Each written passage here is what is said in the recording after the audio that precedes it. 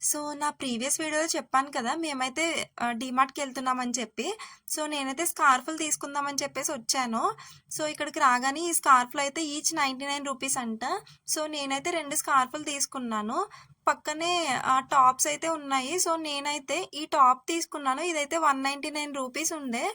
Cloth అయితే చాలా బావుంది. ప్యూర్ కాటన్ సమ్మర్‌కి యూజ్ అయితదని చెప్పి తీసుకున్నాను. ఇక్కడైతే చెప్పులు చూస్తున్నాను. ఇవి నా కోసం కాదు అమ్మ కోసం.